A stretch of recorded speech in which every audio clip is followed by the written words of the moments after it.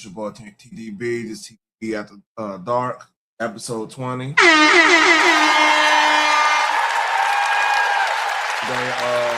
is February 23rd. Got some smoke down south in Mexico.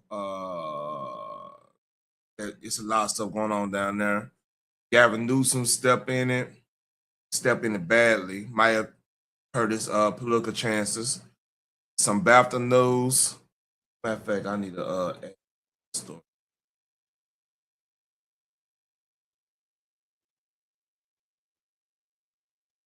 Oh.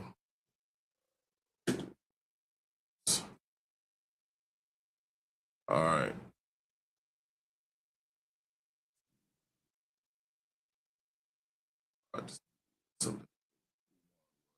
Okay, got that. And bad winter storm, and then somebody tried to rush into Mar-a-Lagos, try to do something to the president and everything. We'll talk about that. But before we start, hey, like, share, and subscribe, man. Share this with your friends and everything. I'll just, talk a little bit about the news, what's going on. Really appreciate it. Let's start here. Took out the country. They work to restore peace. Yeah, violence and chaos breaking out after a military operation took out the country's most wanted cartel leader, leaving many American tourists stranded and in apparent danger as we've seen several acts of violence in and outside the airport. ABC 3340's Atra El Nashar is covering this story very closely and brings us the latest. Pandemonium in Puerto Vallarta. It really did look and feel like a war zone. Sure. That feeling of anxiety, All the way up feeling to of what does get. happen next or what could happen next is driving What what a lot of people are feeling right now. American tourists stranded in the popular Western Mexico vacation destination, the U.S. State Department urging them to shelter in place. If you love your life, stay here. Don't go anywhere. Fallout from a Mexican What you gonna get mad about? that killed one of the world's most wanted cartel leaders, Nemesio Oseguera Cervantes, known as El Mencho, head of the Jalisco New Generation Cartel. U.S. Deputy Secretary of State Christopher Landau says, "This is a great development for Mexico, the U.S., Latin America, and the world. The good guys are stronger than the bad guys." And P.S. I'm watching the scenes of violence from Mexico with great sadness and concern. It's not surprising that the bad guys are responding with terror, but we must never lose our nerve. Animo, Mexico. American tourist Roseanne Hope says there was an explosion near where she's staying. We ran up to the grocery store and there were like 50 people in there just taking all the food off the shelves like you'd see in COVID. Mass flight disruption Sunday continuing into Monday. That's crazy. We hope that during the course of today, or at the latest tomorrow, all the flights will be restored. Most of the hundreds of roadblocks put in place by cartel members had been removed, Mexican authorities said Monday. The State Department running crisis hotlines for Americans impacted by the unrest who need assistance. One for those calling from the U.S. and another for those abroad, including Mexico. The White House voicing support for the operation that killed El Mencho, calling him a top trafficker of fentanyl into the U.S., and confirming the U.S. provided intelligence support to Mexico. President Trump issuing a statement saying Mexico must step up their efforts on cartels and drugs. In Washington, I'm Atra El Nashar. They work to. All right, we got a little bit more. That's just the initial report going on. There it is, real quick. So apparently, this dude got soaked up because of an OnlyFans model, like a chick that was connected to the cartel. She ended up he followed her or something like that. Let's see exactly what they're talking about.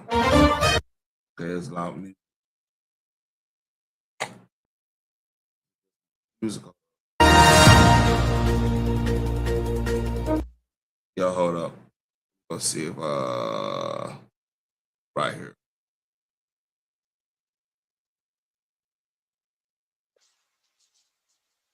Desplegado en todo el país. Esos comentarios que usted hizo a todo el personal que está desplegado en todo el país. Bien, por lo que se refiere a la operación que se llevó a cabo el día de ayer, a manera de antecedentes, momentos en Michoacán. That's cool. So basically, she was a she was linked. Let me make sure I get the story right. OnlyFans model Marie Felissa is reportedly said to have helped with the whereabouts of alias El Mencho, leader of the CJNG, when this claim that she was his lover, well, confidant or whatever. So yeah, that's crazy. Like she better not be around, man. That's crazy. So the lover ended up getting dude soaked up, man. And apparently, let me see, but somebody else, his like top lieutenant got soaked up too in this whole mess. I gotta find that story. It's a lot going on down there. Everything's pretty fluid right now.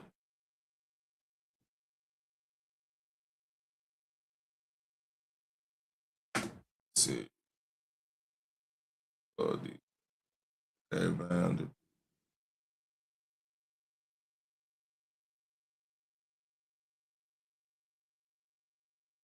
Man, it was in fact, I got that story over. Yeah, somebody else had got. Let's see, pause.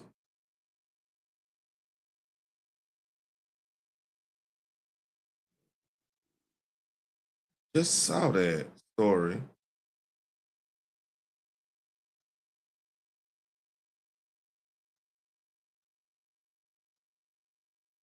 What?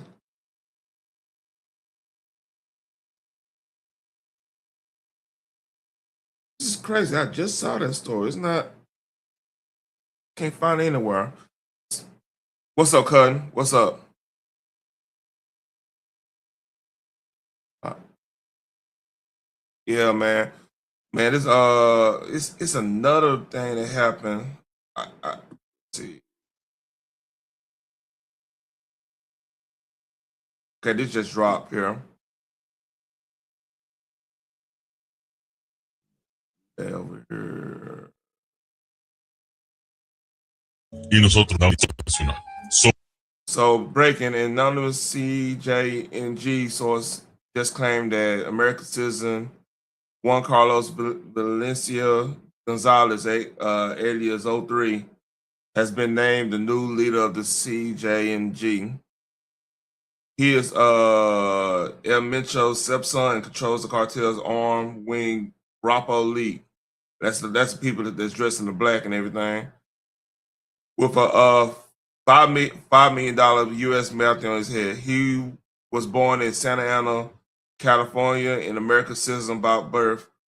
Mexico's deadliest cartel is now reported operated by American from Orange County, California, which is crazy.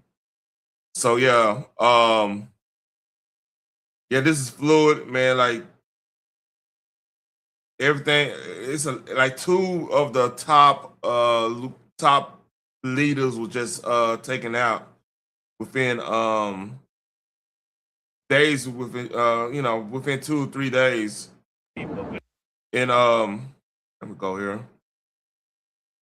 Yeah, it's chaos down there. And usually when something like that happens, you got a power vacuum, and whoever takes up power, they got to make an example out of anything going on. Anybody that was conspiring or whatever, they got to make an example. So, and man, I'm not going to Mexico anytime soon. Hey, that's stuff going to have to stay. I really advise. I wouldn't advise anybody going to Mexico right now. It's gonna get crazy because there's gonna be people trying to. There's gonna be other groups. Cause like it's so many cartels. You got main one. You got main ones, but it's like a lot of offshoots. I would not go down there. Be real with you. I'll be real careful. I went down there because now it's gonna be some turf wars. Because like when you have something big like this happen, there's gonna be some turmoil within the ranks there. You know what I'm saying? Till somebody, take reins of power and whatnot. Then you're gonna have people vying for a position to get that territory. You're gonna have a whole bunch of stuff, man, going on. I wouldn't, man. Be careful, man. If y'all going down there, be careful for real. But this is President Trump talking about, I guess, the situation, try to help them out with troops and stuff, which, that's even sketchy right there, too. But here we go. So Mexico is saying that I offered to send U.S. troops into Mexico to take care of the cartel. She wants to know, is that true? Do you think I'm going to answer that question? That's why I'm asking. We'll see. I will answer it. It's true. Absolutely true. Because they are horrible people that have been killing people left and right, they've made a fortune on selling drugs and destroying our people. We lost 300,000 people last year to fentanyl and drugs. They're bad news. Yeah, that's true. If Mexico wanted help with the cartels, we would be honored to go in. So Mexico is saying, wow, he's probably the first president in my life to ever just say, hey, you know what? Yeah, I send troops down there to get, start soaking these, trying to start getting people up out of there and everything, which is crazy to even think about, man. Like, matter of fact, there's a game called Hawks. It's based off of Tom Clancy, the world of Tom Clancy. If you don't know who Tom Clancy is, think Rainbow Six, think The Division, think of Hunt for Red October, think of Summer All Fears, Jack Ryan, anything Jack Ryan, think about that. And that was Hawks 1, the first one. You had it was like a PMC, private military contract, that was helping out the troops down there, helping out like people trying to get rid of the cartels. Because like the cartels got in that world had got so advanced, they actually had their own air force. So yeah, anytime you see something with like Tom Clancy or any of these military sims, damn near, there's always like an avenue from people like in the Pentagon, DOD, like telling folks, hey, this is a scenario that we think about. It's kind of putting the idea out there in the wind. So you always gotta watch out for that. Like even scenario like in Call of Duty Ghosts, which is ironic, we end up taking a real. It's like a video game, but it kind of predicts something like this. We end up taking a leader of Venezuela, and in Venezuela, because like people don't know, Venezuela got all that oil and natural resources. They end up becoming a power, and so it's interesting how like you got a lot of games like that. Battlefield 3 kind of predicted like our issue with like Russia and Iran and stuff. Like games kind of, that's one good thing about video games. Like some of the imagination can kind of predict some stuff, man. Like just looking at the TVs, looking at the whole geopolitics angle of it. But yeah, it's scary, man. Like especially getting military troops down there in Mexico, and then like of course we got so many people here, like because like a lot of folks that's here that got naturalized like during the 80s and 90s. Some of them folks connected with some of these cartels. It's impossible to really root out. It's ingrained in some culture, some parts of like the Hispanic culture and stuff, man. So it could get really interesting. We have to, at us as like, if you're an American citizen, you got, hey, this is the time like y'all gotta pass your Second Amendment right, man, and get trained and get, keep your eyes and ears open, keep your head on the swivel, because like if we got that heavy handed, like best believe something could happen down here. Don't be naive to the fact like the world is dangerous for real. And it's a lot of stuff going on, man. Like take care of your family and y'all have some type of plan going on just in case shit really hit the fan. So man, that's all I got on that part, man. Like it's getting real. And I'm not even on to like what's going on in Iran. We're gonna talk about that tomorrow. Cause like there's some stuff that happened, but it might be on the back burner. We don't know actually. Keep it a buck with you, but we'll talk about that tomorrow. Let's talk about Gavin Newsom, man. I think Gavin Newsom. I haven't heard this. I heard it's bad, but I haven't heard it for myself. So here we go. Hold up. I'm not, I'm not trying to impress you. I'm just trying to impress upon you. All right. Before I go on this is, I think he's on a book tour. And of course, he's going to be running for president for 2028. So he's trying to get a lot of buzz around him. This is the time to do it. So, I know. I'm not naive to it. So let's hear what he got to say. Let's see if what he's saying warrants the outrage. I'm not trying to impress you. I'm just trying to impress upon you. I'm like you. I'm no better than you. I'm a 960 SAT guy. and I'm not trying to offend anyone, trying to act all there if you got 940. But literally a 960 SAT guy. I cannot, you've never seen me read a speech because I cannot read a speech. Maybe the wrong business to be in. I'm not trying to impress you. So hold on. I'm like you. I'm a 960 SAT guy and I can't read. Oh man. Oh shit. Man. That went over my head. I'm sorry. I gotta yeah.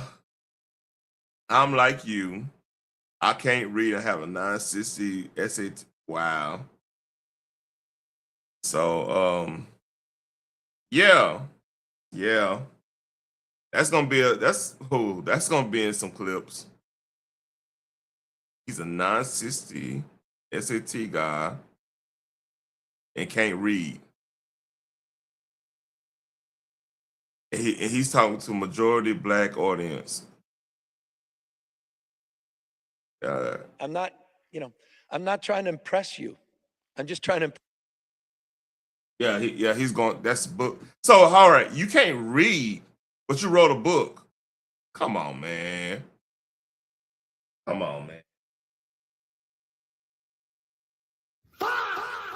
He can't read, but he wrote a book. But you think we can't read and we gonna have a 960? All right.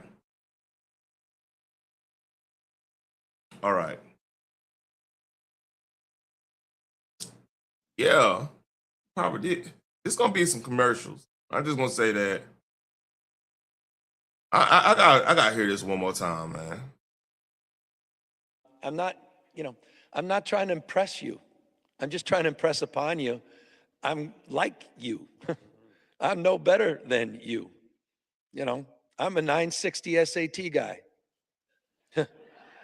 And all right, if you running for president, why you should be an inspiration, an aspiration. Correct me if I'm wrong. Like, say what you want to say about Trump, like his business acumen. We had rappers rapping about that. Like he's a great one, probably one of the best know how to brand something. He could brand something and would change the dynamic of how we talk about that one thing. You know what I mean? That's remarkable. Like that, I don't think people really understand how powerful that is when it comes to politics, especially in this age of meme culture. When you brand something, we have a lot of people that got the creative mind to like put what he brand on right. What's up? How do you guys not get the food out? You cut. Be real with you. You do have a large contingency group. You got a large group that just would take anything other than Trump. So you got that type of group going on. Then it's people that just want. It's people that just so superficial. They like, well, he looks the part. You know what I mean? And he does. It's some policy reasoning, which I mean, policy wise, why would you choose Gavin of all? Man, honest got truth. Like, at this point, like the governor up there in Michigan probably would be shit. Josh Shapiro would be a better choice than what you call it. But then, like Democrats have they placate to the Palestinians, so now you can't really placate to somebody that's Jewish like that, which is crazy, you know. But Josh Shapiro is legit. He would be a good candidate. I mean, I'm not going to lie to you because like he has less negatives in my opinion, other than his religions to some people, which is not to me. But like policy wise and everything, he can actually help the DNC way more than Gavin. Like Gavin, like Pennsylvania is a success story compared to California. Like California, this man, they trying to pass bills that's going to protect pedos and stuff, which is crazy. Like you don't hear that in Pennsylvania.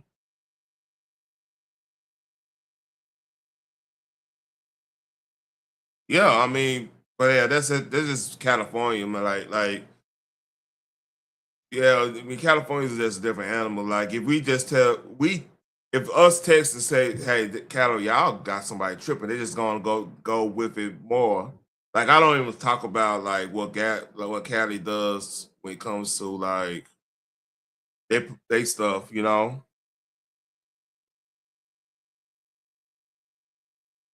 On Yeah, I could, but I'm not gonna do that. I mean, hey, I could do that. Hold on. Oh, I see what you're saying. Hold up. Yeah, I could do that right here. Yeah, I can see that right there if you want. But yeah, this is crazy. And yeah, a lot of people offended by this because I mean, we got smart. There's a lot of brothers and sisters that should hey they pass ACT like crazy. Like we got a lot of intelligent people in there. They was not feeling this. And let me see. I'm done. Just yeah. It's gonna like I said, it's gonna be some oh shit. People thought it was AI. So hold up, let me go here. So in more racial news, man, that's crazy. This happened at Baftas. And this got everybody in a tizzy. So look, a little backdrop on this, right? Uh, there's a documentary based off of an actor or whatnot that has Tourette's. Got real bad, you know, Tourette's and everything. I forgot it's a certain type of Tourette's that they could say anything. It's really bad, right? So this dude ended up dropping an N bomb, and these two actors, Michael B. Jordan and Delroy, his last name? Daryl Lindo. Daryl Lindo, a great actor.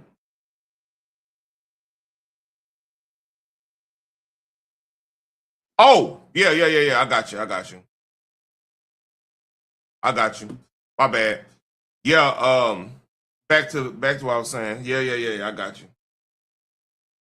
Oh, yeah. So yeah, this happened in man, Black Twitter went crazy over this. I mean, I didn't see it real time because last night I was busy. I was busy watching Night of the Seven Kingdoms. I'm a big Game of Thrones fan. Basically, look at my name. It's a play off that. I was watching that and like I was kind of I heard about the American winning Oh, salute. What's up, Phoenix? Oh, Phoenix, I got some more stuff on the Anton Daniels situation. I don't know if I want to go through it tonight because it's so late, or go through it tomorrow because I haven't seen it because I thought it was AI based on that. Okay. Yeah, no. I'm not AI. I'm a real person. Delroy and I are delighted to be presenting the first BAFTA of the night for a vital part of movie making. If y'all heard that, oh, look at Delroy, like, oh shit, he has an old shit moment. We're here to celebrate. Okay, so yeah, that happened. Oh yeah. It was legit. And the reaction of this. Hold on, let me see if I.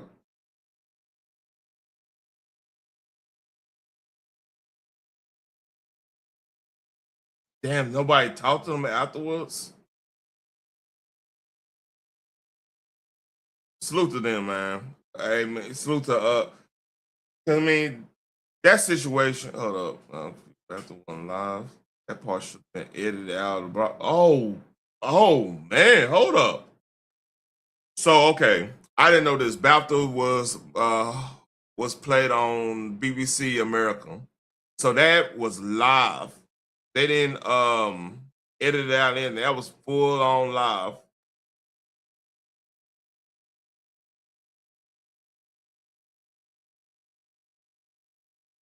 All right. Let me see if let me go look at the Hollywood Reporter. See if they ain't got some more about this. Yeah, that's crazy. I didn't know it was live. I thought they were recording it. Let's see, no.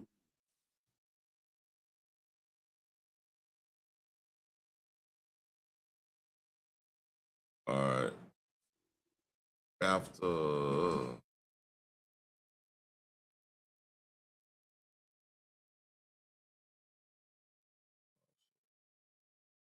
that's drying up on me.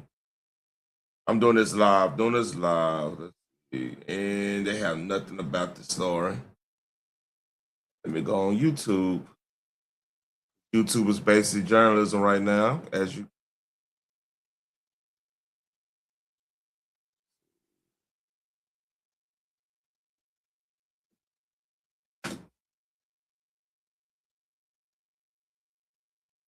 Hold up.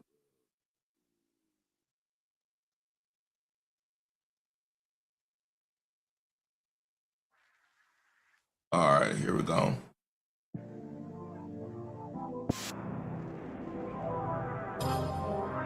You may have heard some strong and offensive language tonight. That's BAFTA Awards host Alan Cumming reading a statement written by BAFTA addressing the audible outbursts during the ceremony from John Davidson, a man living with Tourette's, which included shouting a racial slur at presenters Michael B. Jordan and Delroy Lindo. For a vital part of movie making. We're here to celebrate. Tourette syndrome is a disability, and the tics you've heard tonight are involuntary, which means the person who has Tourette syndrome has no control over their language. Oh yeah, that dude was there because his documentary was he's. Well, this is actually kind of crazy that this happened because his documentary is about how his life is miserable because he got this syndrome. So yeah, it's crazy. Well, watching from home, BAFTA Award winner Jamie Foxx commented on the Neighborhood Talks post saying, "Nah, he meant that beep. Out of all the words you could have said, Tourette's makes you say that?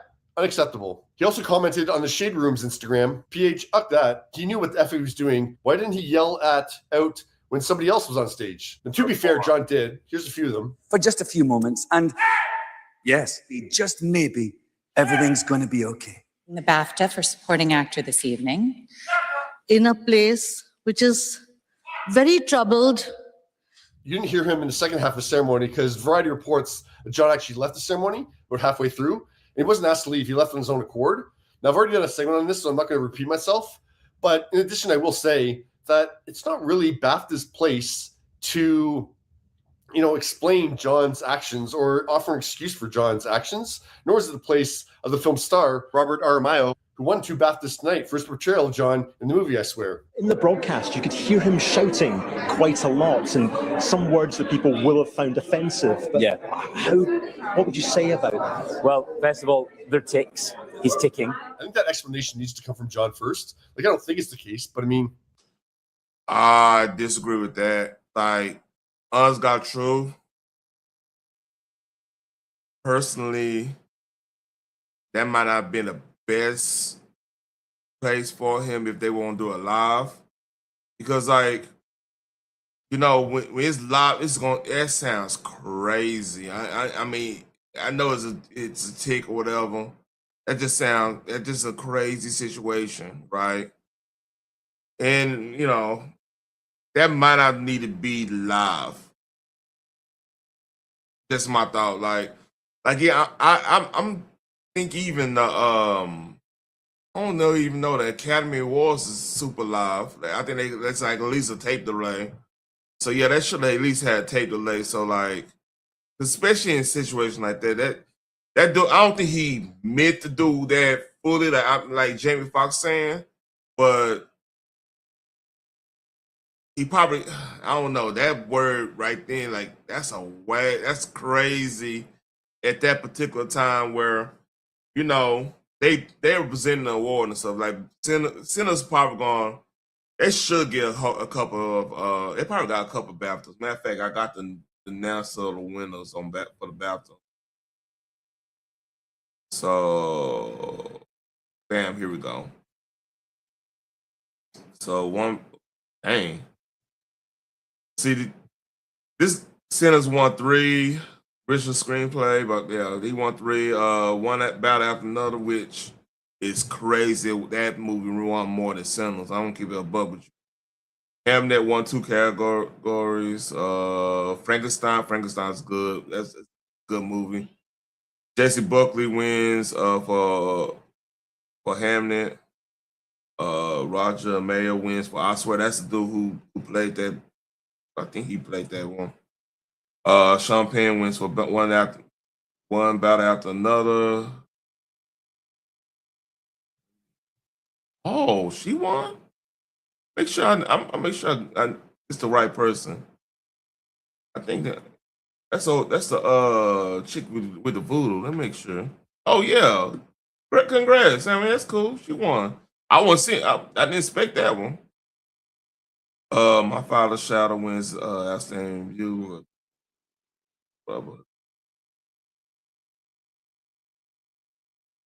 Yeah, I'm not surprised. One battle after another. Best basic Antifa the film. So I mean, yeah, the BAFTA was gonna they're gonna fall in love. That's a movie made for Zootopia.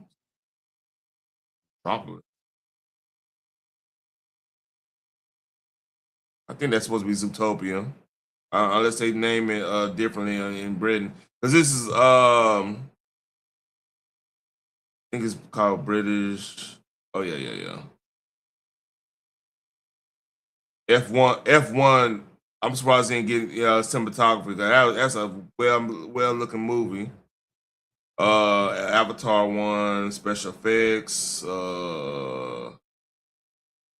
Overall, I'm not surprised about any of these. Like Sinners original screenplay, supporting actress, and original score. I agree with that. One battle out of another, man. Like I would have probably picked F1 for cinematography over that personally. And I'm getting into nerdish talk, man, because I'm a film, but I love film.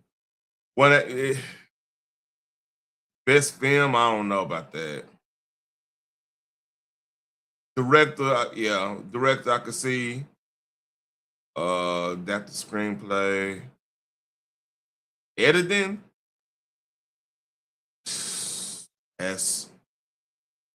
They just like that's a political angle play right there. So I'll be surprised of one. Well, you know what, I won't, because it's Hollywood. They're not gonna get it, but like your average film goer that's outside of the the Hollywood bubble, Hollywood, New York bubble. One battle after another is it's pretentious as hell. It's a pretentious act. It came out right during the whole after Charlie Kirk and all that stuff was going on. Yeah, a lot of people are probably not gonna really be too thrilled hearing them win. So yeah, that's just crazy that happened. I'm not, and part of me, I'm not surprised they are trying to, because like that's pretty much the oppression. It's kind of a totem pole there, like the leftist totem pole. And if you know anything about the leftist totem pole, black men at the bottom, straight black men that not with all that stuff, we're gonna be at the bottom of that thing. And people handicapped, I ain't gonna say handicapped. People with situations like that, they gonna look at them more of the victim than us. This is where it is. Crazy to think about. And Jamie better watch out, man. Yeah, I mean, because he been too strong, man. They ready to they don't like us too strong in Hollywood. But this that's this crazy story. So somebody try to raid Maragos. Oh, I'm can't speak right now. Here we go. This morning. And Mr. Secretary, thank you for joining us. We had planned to have you on this program to discuss tariffs, but let me first begin with your reaction. Do you know if President Trump was in Washington at 1:30 a.m. last night?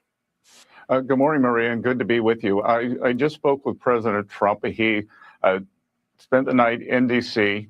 He was here for the National Governors Conference, gave a great speech to the governors last night. And, Maria, I just want to say, why do we look back here and think two would-be assassins dead, one in jail for life, and this venom coming from the other side.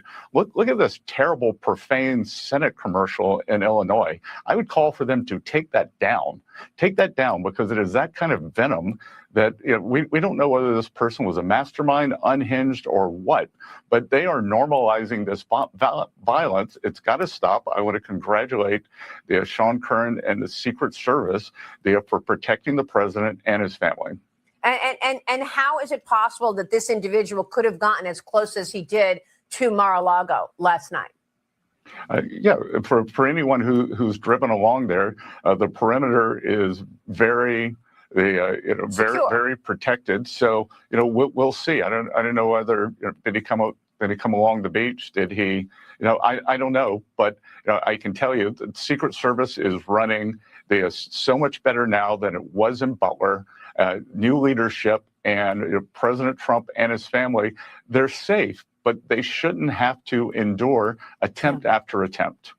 And Secretary, will there be any further changes in terms of the president's security, the security at Mar-a-Lago post this incident?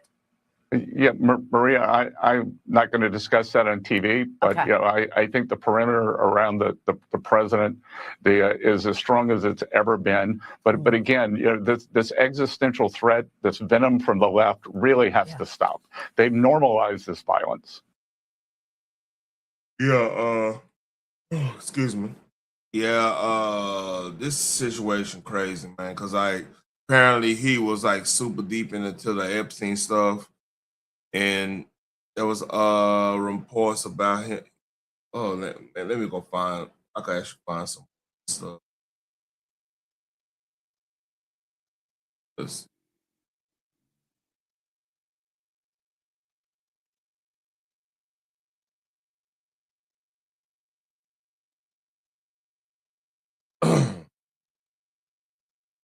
Yeah, I saw it somewhere.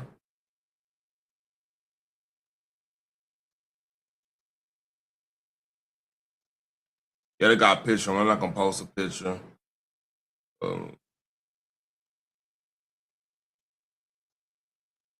Wow. I don't know how true this is.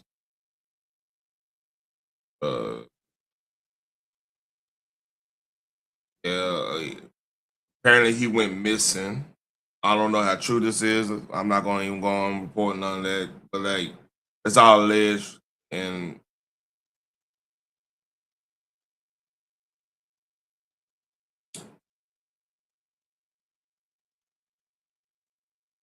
well,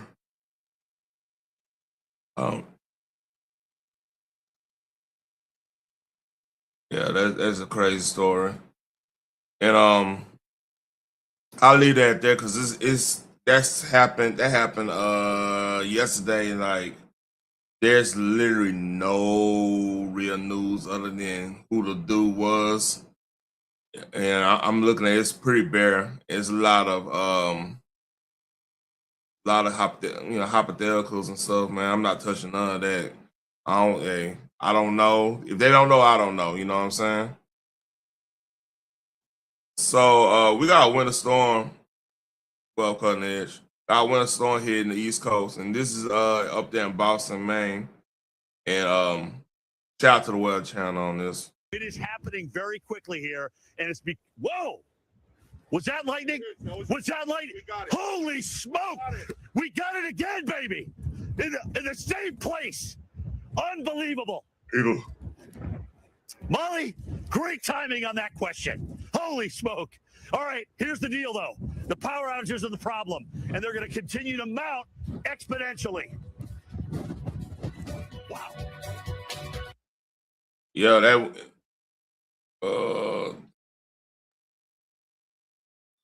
that's up there in Massachusetts and everything.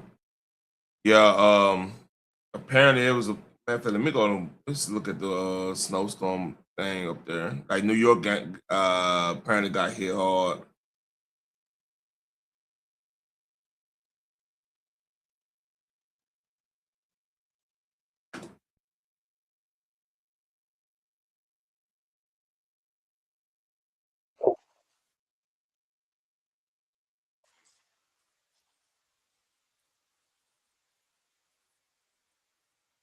Teeth.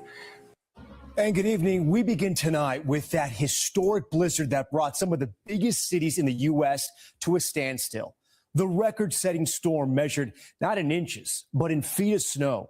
In New England, take a look. Some parts digging out from nearly 3 feet of snow, and it is still coming down. And you can see power lines down there. Hundreds of thousands are now without power in this freezing weather. In New York, the snow stranding anything on wheels, including this plow truck that fell right through a New York City street. And in New Jersey, a total whiteout across the state with the dig out just getting started. Officials bringing in heavy construction equipment to get that job done. And you can see just how massive the storm was as it ripped up the East Coast. And now the cleanup may be complicated by more snowstorms on the way.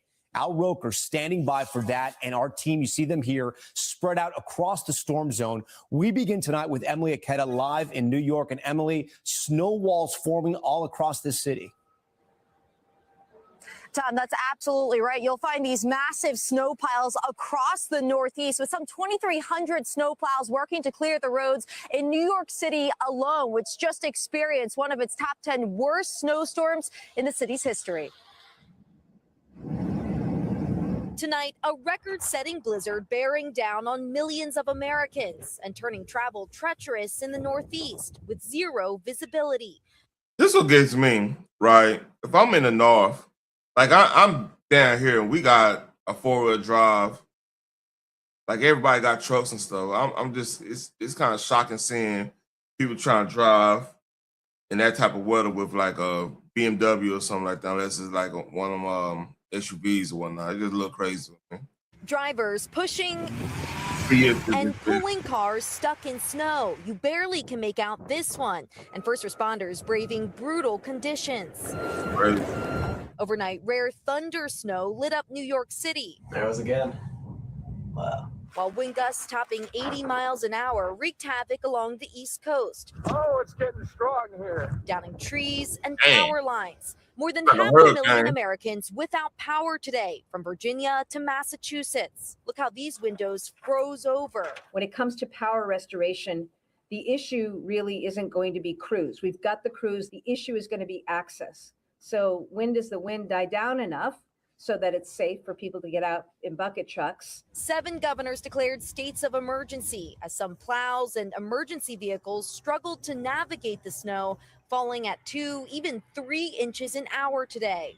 More than 2 feet of snow has been recorded in parts of 5 states. Nicole Motor is in Rhode Island. Here in Rhode Island, this blizzard is shattering records. Providence getting more than 30 inches of snow, the most it's ever seen. The nor'easter crippling air, rail, and roadway travel in one of the most populated corridors of the U.S. I've got another scarf. I've got on 2 pair of pants. I have on a T-shirt, a sweater, and a coat. Evan Blair dug out his car from nearly 20 inches of snow in New York City. Damn, 20 inches, man, it's crazy. Road conditions are pretty slippery, pretty wet, so it would be very difficult to drive or even walk through any of the roads. Well, here's an unusual sight in New York City. Quiet roadways because of a travel ban impacting part of today to make room for snowplows and emergency workers in these treacherous conditions. Our teams capturing similar scenes in cities across the region facing travel restrictions, including in New Jersey, where coastal residents are also contending with flooding as this February blizzard carves a path of destruction. Emily joins us now live. Emily, more snow on the way. Will cities and towns have enough time to clean up before the next round? Well, Tom, with snow everywhere you turn, it is a race against time for so many cities across the Northeast. And in addition to the cleanup, a big concern remaining tonight, power outages. Power crews, according to officials, are waiting for the roads to be cleared and the winds to die down to restore power to hundreds of thousands, Tom. It's going to be a long night for so many. All right, Emily Aketa leading us off. In Massachusetts, they're seeing hurricane-force winds and more than 2.5 feet in parts. NBC Boston's Bianca Beltran joins us live. And Bianca, it's still snowing downtown where you are? Damn. It is, Tom, and normally Quincy Market would be packed with tourists tonight. Instead, it's a ghost town. The only thing filling the streets around here are snow piles. And if you walk with me over here, you'll see some of them are already towering over our heads. Here behind us, you can see a plow doing the work that's been going on all day. But the city has been pummeled with 2 inches of snow per hour and peak wind gusts of 61 miles per hour. Officials warn that these snow piles aren't going anywhere. The combination. Yeah, you know what? I'll keep it a bug with you. The closest we had it to like this, like 2000, Super Bowl. When the Super Bowl was here, we had like a foot of snow. We had close to a foot of snow. Like, I remember that. Because, I had to work in that shit, man. I remember that. Like, that might be the highest it ever been. Come think, because like the coldest was 2020. Yeah, 2021 is the coldest, and this last one that has happened, it was super cold. But like, as just high as snow, that one is up there. I think it was a time in the 80s. I was like I think it was like 4 when that happened. That storm in 89. Matter of fact, let me go find that since we're here.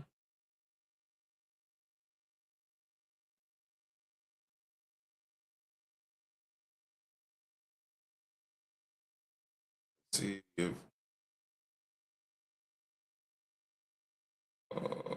this one. Let's see what's there.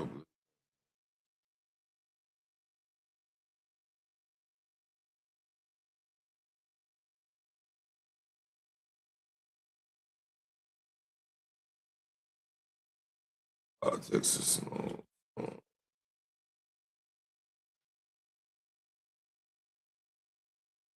All right. I'll go there next. Of heavy snow and wind mean that Boston will likely be dealing with the aftermath of this blizzard for days, if not weeks to come. Tom? So much snow there on the ground in Boston. All right, Bianca, we thank you. Parts of New Jersey are almost unrecognizable after this monster storm buried entire neighborhoods under 2 feet of snow. Valerie Castro is there with her team. And Valerie, as you made your way into one neighborhood, the sheer volume of the blizzard became clear? That's right, Tom. And tonight, the cleanup is getting underway. You can see that plow truck behind me. But this region saw some of the most impressive snow totals out of this storm. 26 inches here in Freehold, burying cars like this one. That is a Kia underneath that mound of snow. All of this wet, heavy snow causing a lot of power outages throughout the state. At one point, more than 100,000 customers reporting they did not have power. We have seen utility companies out and about working to get things restored. But people in neighborhoods like this, they'll be cleaning up for the next several days and digging out. The family that owns this truck tells me it took 2 hours just to make this much progress today. Tom? 2 hours and it still looks like it's stuck. All right, Valerie, we thank. I remember this April, the Good Friday snowstorm. So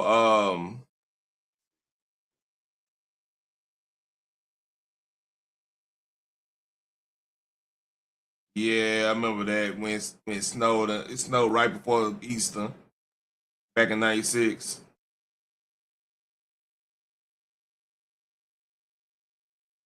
All right. You for that. This historic blizzard grounded virtually all air travel in the Northeast.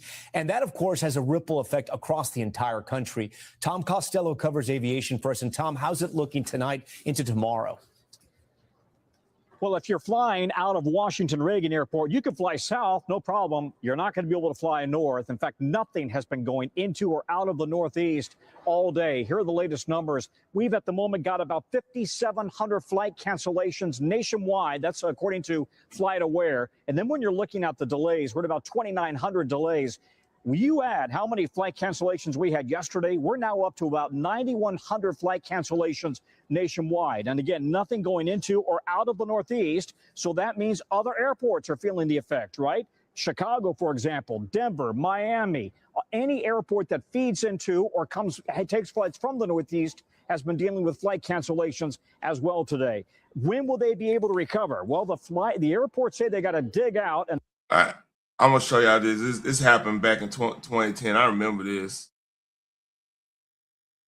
Introducing Strikeman, a dry fire training system that allows you. And we know that this is not the first time that we have seen snow here in North Texas, but it's so rare that sometimes it feels like it. A lot of folks have been searching online, wondering when the last big winter weather event was.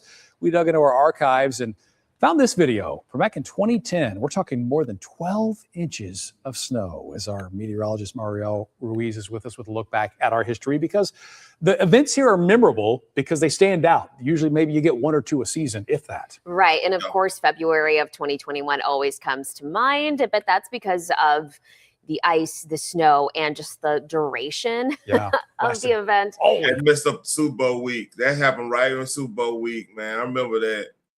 And like the sentiment down here was like, it was both two of our biggest, like our most hated rivals having a Super Bowl in our stadium. Like, no, finish. Hear me out.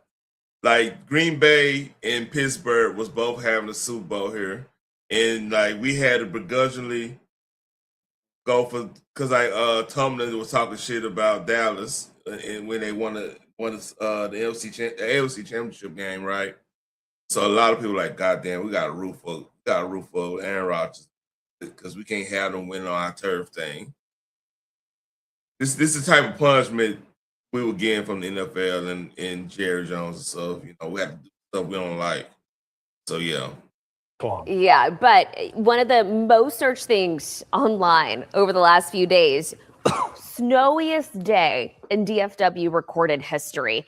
And that was actually a span of 24 hours, February 11th through the 12th, 2010. So 15 years ago. Okay, so snowfall at DFW specifically in 24 hours, 12 and a half inches of snow, marking it officially the snowiest day in DFW recorded history. But there were other locations like Hazlitt that picked up almost 14 and a half inches of snow during that same time frame. And this one also memorable just because it was the wet kind of snow that tends to accumulate on power lines and on tree limbs, and that always weighs things down. And the pickup afterwards did last for weeks. So how that whole week went down, everybody was down here for Super Bowl, right?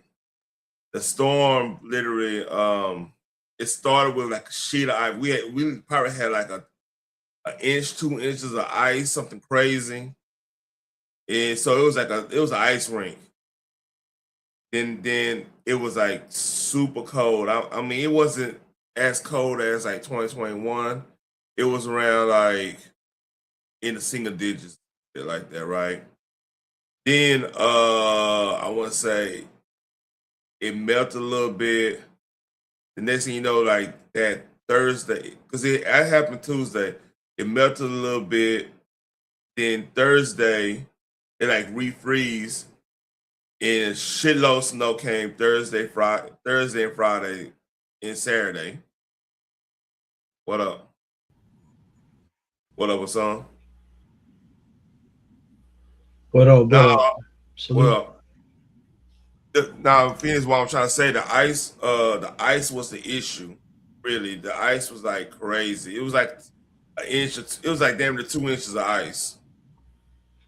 And then we had plows and everything, but like the ice was just bad. Like they messed up so we had so many events ready for Super Bowl, we couldn't do nothing, literally. So it kind of made it a Super Bowl bust type situation. Damn. Yeah. Go ahead. So what's up? No, go. My bad. Yeah, it's getting bad. That's what I'm saying. In the East Coast. Yeah. And then I rewind a little bit before I got on here. You were talking about the Mexican thing. Oh, that's bad. But yeah. But go ahead, finish this topic before we can go on. Yeah. So basically, all that stuff, man. Look, you can prep all you want to. Ice is ice, and like what I'm saying, it melted. A lot of stuff melted Wednesday because like it was cold, but like people was driving, people getting around. Then on top of that, Thursday night it refreeze. Then the snow came. It literally snowed like 2 or 3 days nonstop. And so then Saturday it actually melted. Then Sunday Super Bowl happened. So it was one of those type of situations.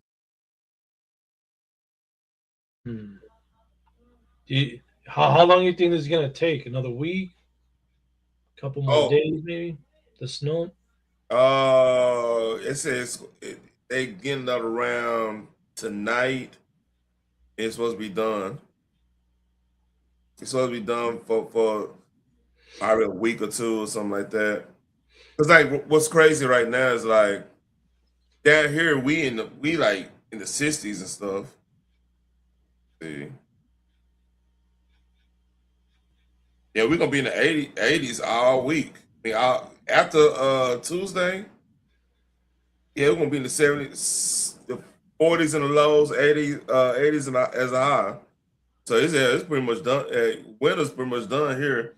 But this is how crazy how Texas is. We get those what you call Easter snaps. You know what I mean? Like right around good. And my daughter's birthday is around that time, so it's gonna be fun because I was thinking about taking her to Six Flags or something like that, some type of event. So I gotta watch out for that because like every time it's close to Easter, we get those snaps like that. That's like the last bit of like winter we get.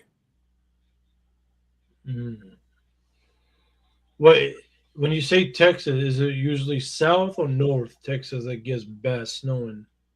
The worst is Panhandle. It'll be Panhandle. That's like your Amarillo's, Lubbock, Plainview. I mean, places like that. Is that near Dallas or Houston or? That all right. So Texas is a big ass state. Amarillo, you getting towards like between like Oklahoma, New Mexico, Colorado. It's up there. Like we legit got mountains. We got a place where like the Rocky Mountains kind of touch. That'd be like up there. You know what I mean? Like Amarillo and stuff like that. Lubbock. It's Northwest pretty much. Like I'm in DFW, so how we usually get snow and stuff. It's really super like polar vortex come from like it comes from north, then like the jet stream, like probably like something come from like either the Gulf or the Pacific. That's how we got moisture and stuff. And that's how snowstorms happen here. But up there, like they getting that mountain snow. You know what I mean? Yeah. Yeah, they getting that mountain snow and stuff. And they the main one. Like the place to get the most snow will be up in like Amarillo. So yeah. Okay. But yeah, because now it's getting because flights getting canceled. People. Oh, did you hear? Speaking of snow, the avalanche that happened in California. A big over there, Lake Tahoe. I think so. Yeah, in California, and I think it was yesterday. It happened. Another one happened in Italy, though. It was like, damn, 3 people passed away, and the one in California is like 10 people. I'm guessing. And some of them was like professional skiers and stuff. It's crazy. Yeah, it's getting bad. But I mean, it's wintertime. Like, yeah, they gotta be careful on that stuff, man. Like, avalanche is dangerous. Yeah, and then especially if you never been around the snow, you don't know how to drive around it. It's all bad. Yeah. Like what trips me out, I'm watching this thing and like I'm seeing people in Priuses and stuff. I'm like, nobody got a Jeep. I mean, I know people got Jeeps up there and stuff. But you think like anywhere up north, you would have something capable of going through that stuff. You won't be just having like a regular car. You would think. Yeah. Can you hear me? Yeah, I can hear you. Yeah, because my picture is froze. I don't know why, but yeah. That might be on your end. Yeah, people just need to be careful. You know, the weather is getting bad, and that's only snow. Imagine the other parts, the wildfire. The fires are getting bad. There's floods.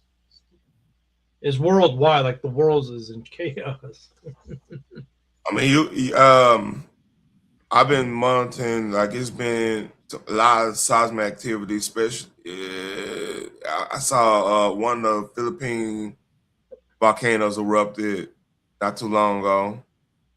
So you got that situation going on. Like you have to remember too, man. The solar activity been crazy. Have you been paying attention to that? Yeah, especially like I said, like I just saw Madagascar got a cyclone, I think it was called. They called, and then the UK has floodings. The weather's bad around the world right now, and that's not including the other crazy stuff that's going on. So it's all happening all at the same time. You know what I'm saying? Some people having bad snow, some people having bad floods. It's like, damn. And you just mentioned the volcano. Hawaii just got a flood too, and no one's barely talking about that. Yeah, I just saw some. Yeah, 12 days ago. Here's something 12 days ago.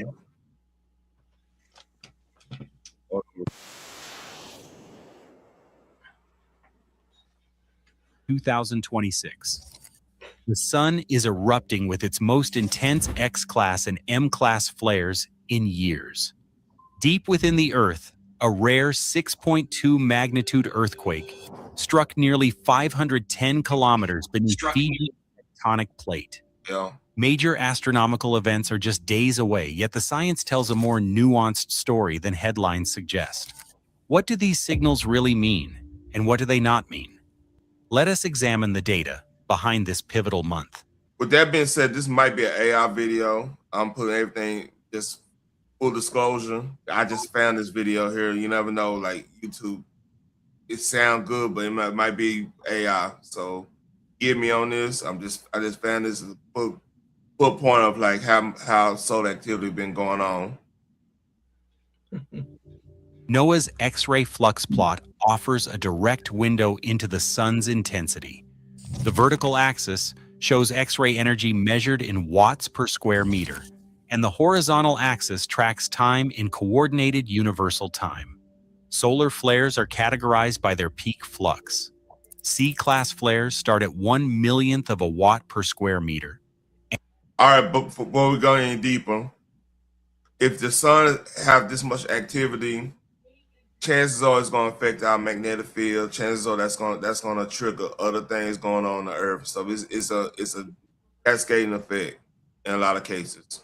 You know, scientific, it's just basic science stuff, like, because like anything shoot after the sun is going to affect things. So that's part of why we're getting these crazy weather events. You see what I'm saying? Yeah. Or do you think is it humans messing with it? It could be a bit of both. You know. Yeah, you are frozen right now. I see what you're talking about. Yeah, because I'm checking on my phone, the picture's going good, but for some when I'm looking at the screen on my laptop, it's frozen. But yeah, am I good now? Can you hear me now? I can hear you. It's just you frozen. It's cool. It ain't no big deal.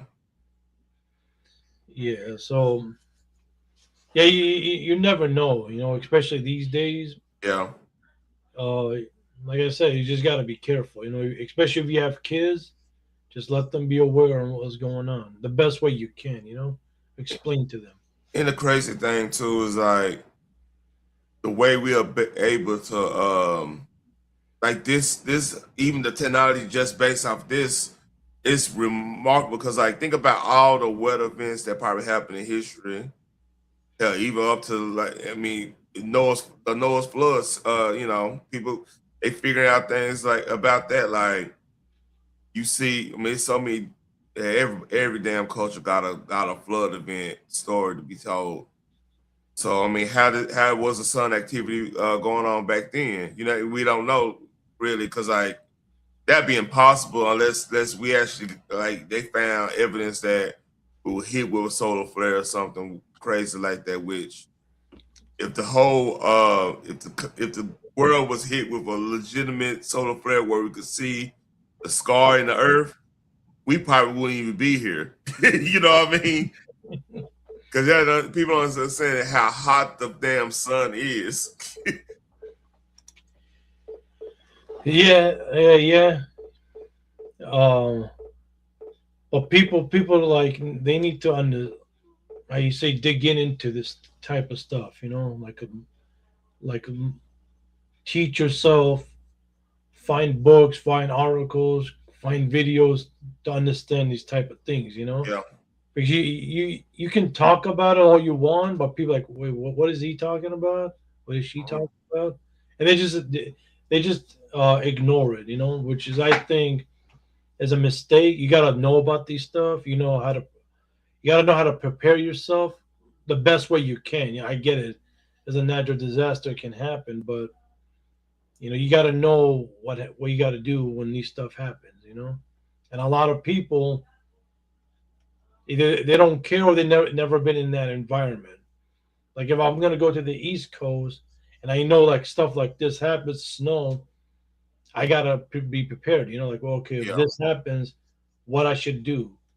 And I get it, you got to be inside and stuff, but what happens if you go to an island and there's like a volcano eruption? You know, I get you're supposed to run, but run to where? Is there's like an underground tunnel? And you just got if you're on an island and that volcano about to blow, you just got to get off that island. Well, yeah, means or like where's the nearest boat to get the hell out of here? Yeah.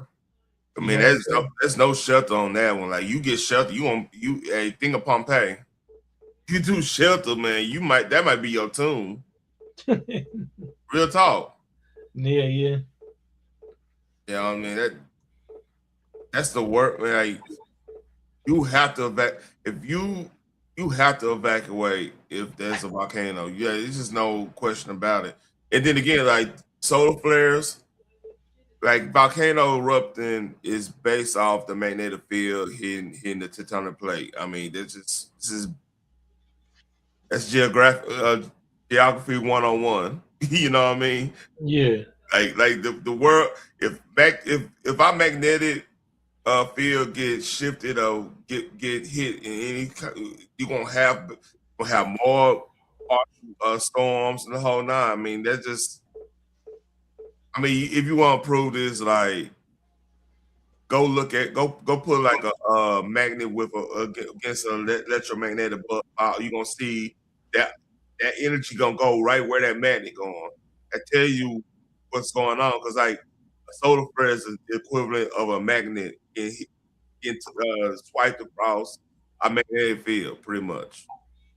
You know, just me and my daughter, man, we be talking about science lately. She better be 10 years old and everything. So I've been reading up on this a little bit more. Hey, that's good. You know, that's good. Like I said, teach your kids. You know. Yeah. Teach your kids. Let them know what's going on. Damn, but you can hear me good though. I can hear you good. You good, man. Yeah, because I don't know what's going on my end. Everything's like frozen. Look like internet's still good. But hey, let me go on. Let's read. Let's get a little bit more of this. Talk about solar flares. Yeah. M-class flares start at 10 millions, and X-class flares start at 100 millions. Each step up corresponds to roughly 10 times more energy, making the differences measurable. Early February brought a pronounced spike. Active region 4366 produced multiple M-class and X-class flares. On February 1st, a series of sharp peaks rose above the amber M-class threshold, followed by an X-class event that crossed into deep red on the chart. The largest event, an X8.1, registered in the early hours, with additional M1.8 and M1.7 flares on February 8th. These measurements confirm that solar activity is elevated and quantifiable, with active region 4366 acting as the primary source behind the recent surge. Coronal holes stand out as dark patches on solar images, revealing regions where magnetic fields open into space and allow solar wind to escape more freely. During early February, several coronal holes rotated into view, with wind speeds measured near 450 kilometers per second, almost double the background solar wind. These high-speed streams buffet Earth's magnetosphere, sometimes stirring up geomagnetic activity detectable by ground sensors. Meanwhile, plasma filaments, long rope-like clouds of— You got a bad echo, dude. I'll drop. Hey. Wow. That echo bad. Drop the other one. Check. Okay. Yeah, because right now, can you hear me? Yeah, it's a bad echo. Yeah, my laptop's completely froze on me. I don't know what happened. I'm using my phone, but go ahead. All right, go get your headset, man. I got you. Cooler gas suspended above the sun's surface can become unstable and erupt, launching material outward. Both features are tracked closely by scientists, since their behavior often sets the stage for changes in space weather. The KP index translates these solar influences into a simple scale from 0 to 9. A KP value of 5 indicates a G1 geomagnetic storm, enough to trigger auroras at higher latitudes. Have you noticed that we've been seeing a lot more auroras because of the magnetic stuff? Yeah. I noticed that too, at night, and there's some weird stuff happening. Yeah. And that's telling you, that's showing you is a lot of it's a lot of solar activity. Go ahead. No, what I was saying, what I live at, sometimes we see something looks like I don't know how to say this, like a white sperm or whatever in the sky. It's like, what the hell is this? That might be nebula or something like that. If you got clear skies, you might be seeing something like that. Yeah. That's another effect because like you have those ultramagnetic waves hit. It's gonna hit them nebulas and yeah, Phoenix. I'm sorry, man. Hey, black people gotta know things now, Phoenix. Come on now. But sometimes they hit the galaxies and stuff a certain way because it you know affect them. So you see an effect of the magnetic solar flares throughout the whole galaxy type stuff. Most definitely. I don't know if you heard of this channel before. It gives out great news 24 hours. I put it in the back chat. And I know about Al Jazeera. Hey, believe it or not, I was a journalist major. Believe it or not. oh, okay. That's what's up. Yeah, I know about all that. Gotta be careful, man. I mean, it's misinformation everywhere. You gotta be careful. But I know what you're talking about. Oh yeah. I listen to. I understand the game. I watch a little bit of everybody. You know, to understand the full story and who's full. And I send it to you, Phoenix, if you're still there. But yeah, go ahead. All right, babe. And minor radio disturbances. NASA heliophysicists use these indices to connect what is visible on the sun to measurable effects here on Earth. A magnitude 6.2 earthquake was recorded at approximately 510 kilometers beneath the Fiji region, far deeper than most seismic events. This was a deep event compared with typical shallow earthquakes. The United States Geological Survey pinpointed the epicenter using a global network of seismometers, analyzing the arrival times of seismic waves, especially the gap between direct phases and phases reflected from depth. This method allows scientists to determine not just the location, but the precise depth of the rupture within Earth's mantle. So basically, if it's going that deep into earthquakes all the way down there, it's affecting the tectonic plates. You know what I'm saying? So that's why you won't get these eruptions. This all makes sense, man. It's just basic. Like, if you understand the sun dictates pretty much everything going on our climate, like 90% of everything going on in the climate, we ain't focusing on what oil does. Just think about it like this too. Like BP oil spill. A lot of people don't know this. Like, everybody was making a big deal about the BP oil spill. Oil spills are bad, don't get me wrong. But people forget the power of fucking salt water. And like what and people forget what is actually like petroleum. What is petroleum? It's called fossil fuels for a reason. Like, you put fossil fuels in the sea, organisms gonna eat that shit up because it's if you know anything about the sea, anything that's seen foreign in the sea, somebody gonna figure out they could eat that shit or consume it in some form of fashion, right? So that's why you see oil spills. They usually don't last long in the sea. Now they last, like, if you got sand and something like that is on land, that's a different thing. That's because like it could deal with like fresh water. You don't want to hit fresh water because fresh water stays longer because of course it's fresh water.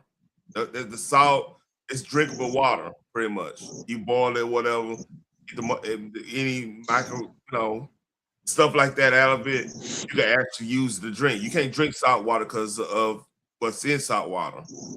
Salt. That's a certain type of salt. Yeah. I'm looking at this graph and the way this reminded me. I don't know if you heard of the San Francisco or the California big earthquake supposed to be happening. Yeah. Yeah. Like, damn. If that happens, yeah, California screwed. It's supposed to like split California in half or whatever. Yeah, I forgot the exact name for it, but you know what I'm talking about, right? Yeah. And that's why you got anything when it comes to seismic events. First thing we all gotta watch out for is solar event. Because that, I mean, this is, I don't get why people don't talk about this more. Like, the sun dictates so much. Like, matter of fact, if the magnetic, here's the thing, let's say the solar flares happen, it fucks with our like our magnetic field to a point. That's gonna affect birds. Birds gonna move.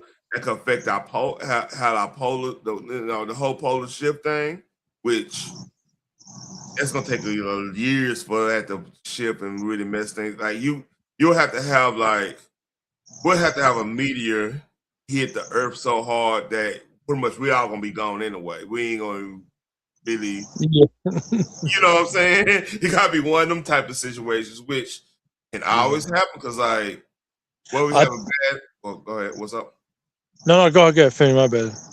Yeah, we have a bad like solar flare that actually hit a planet or something, or do something like of that nature, or a comet is pretty much asteroid is pretty much a piece of a broken off moon or planet or something like that. Anyway, so yeah, I mean, speaking of hitting the Earth, I think a small one hit Russia. Have you seen that one a couple years ago? Oh, are you talking about recently or the one that hit it back in No. It was like 2016, 2017, maybe 2020. Yeah, it's 20 between 2015 to 2022. I forgot the city. Look, like the most recent one hit Russia, and you can see like clear in the video. Like, damn. 2013. 2013. Okay, yeah. It's like, damn. Imagine one hits like America or something. That'd be, and that's supposed to be a little one too. Yeah, it's just a meteor. Here we go.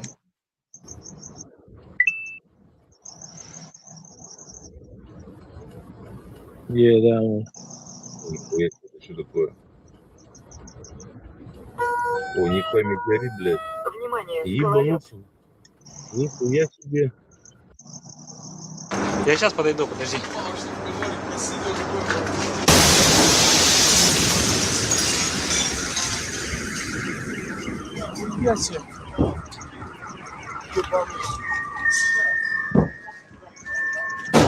So usually when you deal with meteorites and asteroids is different than meteorites. But you deal with that type of stuff, you're gonna get some type of like it's gonna have like a fake above ground. It's like the gonna be like kind of like an air blast type situation.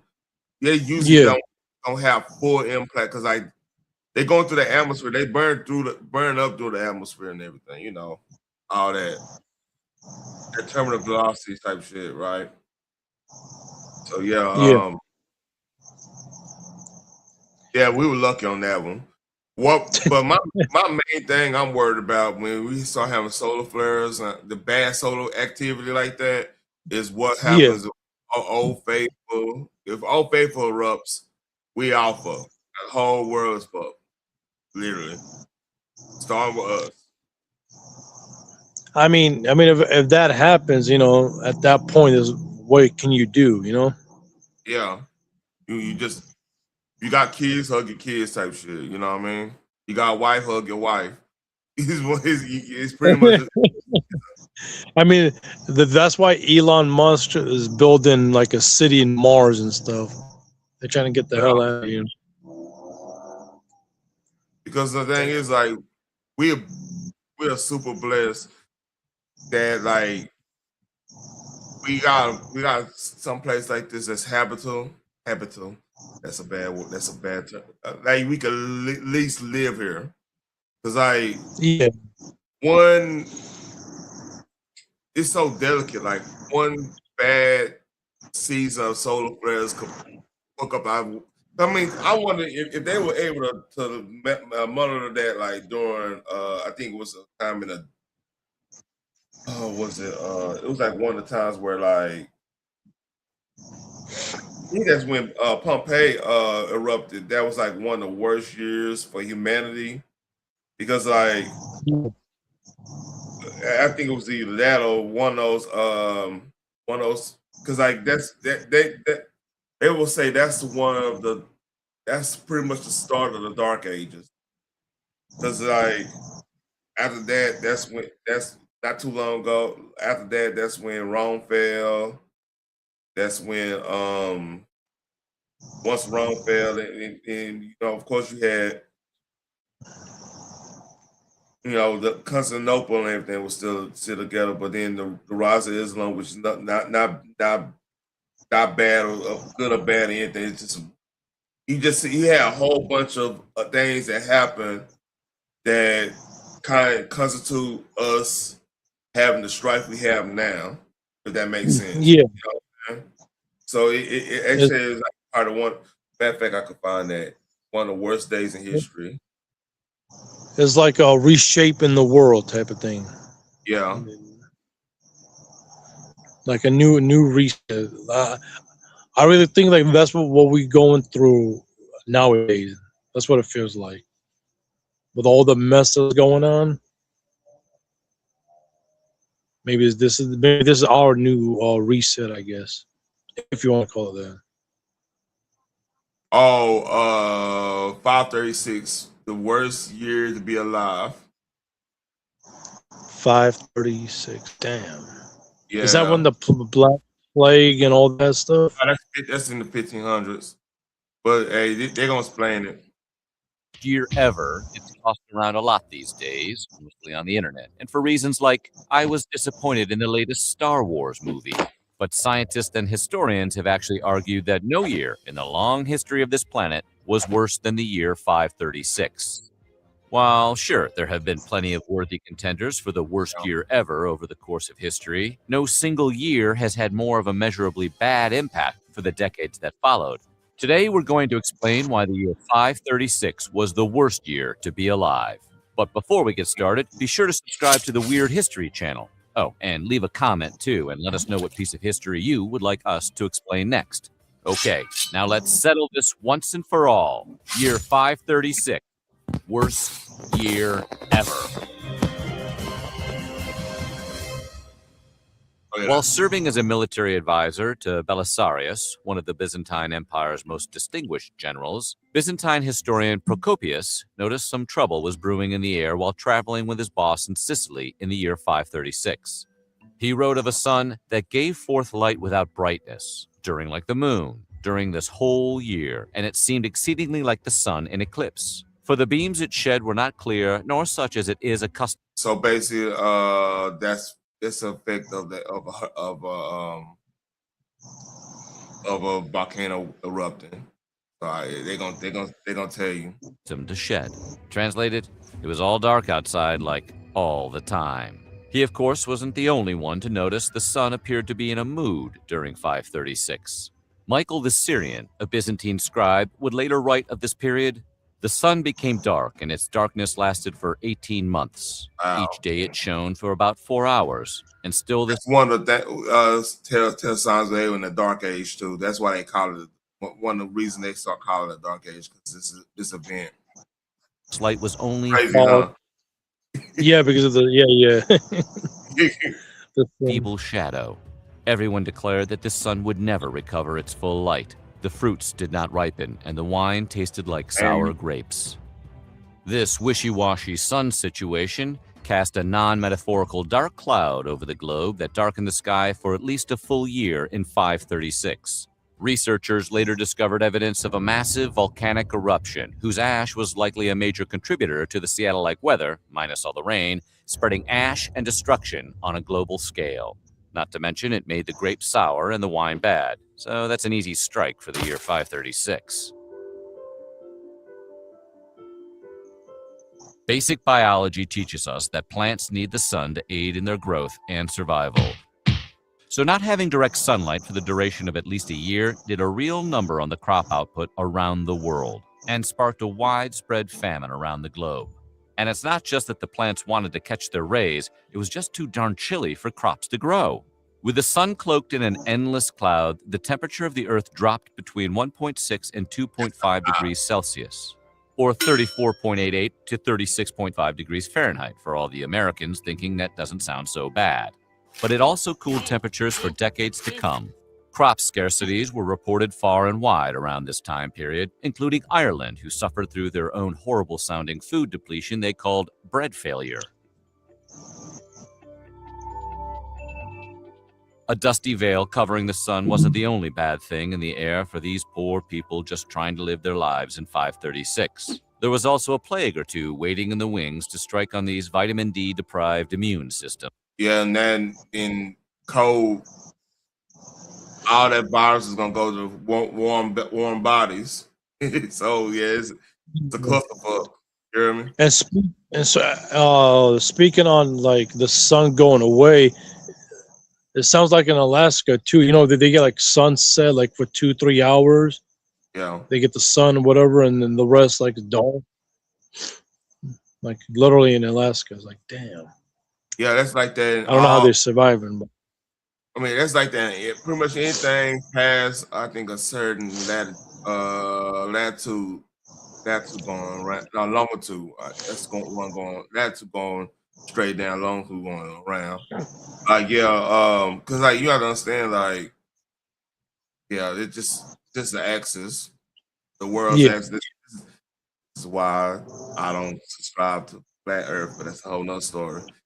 It's stuff like that, like what you just said. You know what I'm saying?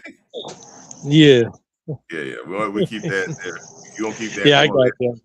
Yeah. We're gonna lay that right there. Nobody was immune to this infestation. It swept through the lower classes all the way to the imperial palace. Symptoms, as it was lovingly described, began with a sore that formed on the palm of the hand and progressed until the afflicted one could not take a step. The legs swelled, then the buboes burst and pus came out. Obviously, if this same plague were to infect the world today, there would probably be a TV show called Dr. Bubos, Pus Buster, and with it, a new contender for the worst year to be alive. With the plague beginning to make the rounds in Constantinople, the city began to stink, what with the piles of dead, sick bodies just sort of be. So yeah, that's basically lack of sewers, well probably lack of good, clean water.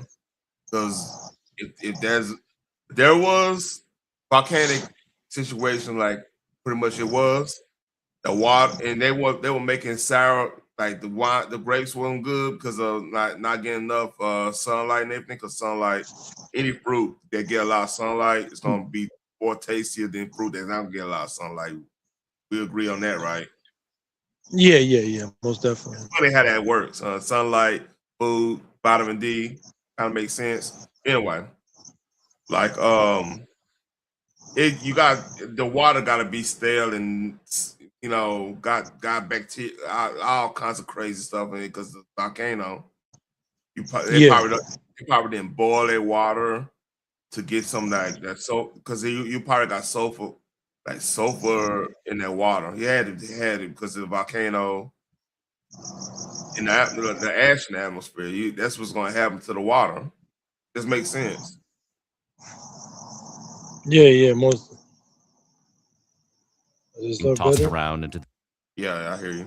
The sea only to resurface later. There wasn't a lot of burial planning going around back then. Bring out your dead! It was more of a wing it vibe around the Justinian plague. Emperor Justinian ordered the bodies to be removed from the city. I'm not dead! Yeah. He says he's not dead. Yes, he is. I'm not. But all that did was expose more people to the disease, as healthy people were responsible for moving deceased sickly bodies. I'm not dead. He says he's not dead. Oh, he is dead. Out of the cities. Things weren't all bad for Emperor Justinian, though, as the plague that took all of these lives and made the city a smelly nightmare would later be named the Plague of Justinian, so that was probably nice for him. Less so for the estimated 50 million people that died from it, however. Around 536, the climate in China started its journey into madness, doing perfectly normal things like raining dust you could scoop into your hands. Not only should it not rain dust, it certainly shouldn't be measurable by the scoopful. The Nan-Shi, a 6th century chronicle, reported a yellow ash-like substance falling from the sky. They named their freak weather Hui, or dust, and said it was yellow in color. Whether this was volcanic ash or just some random, unexplained climate reaction is not known. However, this was just the beginning of China's climate disruption. The chronicles of the southern dynasties reported on a rare summer-winter weather event with frost in the midsummer and snow in August. Like a Southern California girl in Chicago in January, the crops were not here for this cold snap. Summer crops were destroyed, and the city of Xinzhou, along with others, were thrown into a deadly famine that lasted for 2 years and resulted in the deaths of around 70 to 80% of the population. Damn. Researchers discovered evidence deep in the ice sheets of Iceland and Greenland that indicated a major volcanic event occurred around 536. Volcanic eruptions in Iceland in 540 and 547 thrust people into the literal Dark Ages, with ash lining the skies and blocking out the shiny hot sun thing in the sky that the people of the 6th century were starting to get used to having around. Based on a tropical volcanic ash later discovered, some scholars have suggested a volcano in El Salvador went blasting off around the year 535 or 536. Still others pointed to a volcanic eruption in North America as a contributor to the dark skies around the world. When combined with the 2 Icelandic volcano eruptions, it kicked off what was adorably called the Late Antique Little Ice Age. This cute little ice age cooled off the planet for at least a decade and resulted in the death of crops and subsequently people, both directly through starvation. So I bet you, and indirectly, a malnourished population was more susceptible to diseases, of which there were plenty running around. Well, there's one thing that certainly couldn't claim it had a bad year: exploding volcanoes. Yep. By the time the 6th century rolled around, the Roman Empire had migrated east to Constantinople. And, under the guiding hand of Emperor Justinian, the Romans sought to get back to the glory days of the empire. Much like a high school graduate who still hangs around campus and wears their Letterman jacket. I mean, it is pretty cool. Though some of Justinian's generals saw success in this cool goal, most notable Belisarius, who fought against several different armies, including Goths, Vandals, and others, Justinian himself couldn't mirror the success due to constant uprisings and imperial instability. Those pesky uprisings always getting in the way of success. So basically, if you know anything about Europe during that time, the Germanic tribes, they had a policy. The Romans had a policy with them because they were all like vassals at that during that time until Tannenberg or whatever. But their policy was to get their first 2 born. If you're a chieftain or whatever, the Romans would take them and have them inside of the army and stuff, so it'll guarantee their allegiance to them or whatnot. So they had that practice. So when the first 2 come back or whatnot, they gonna be more Roman than the actual Romans because they've been hardcore into the whole Roman way of life because they were trying to beat the Germanic side of them out of there, right? So basically, that's why, like, if you notice, when the Germanic tribes take over the western part of the Roman Empire, right? They didn't tear down. It was only one side, which the Vandals, which that's why we got the word vandalism. They win. They try to do the most.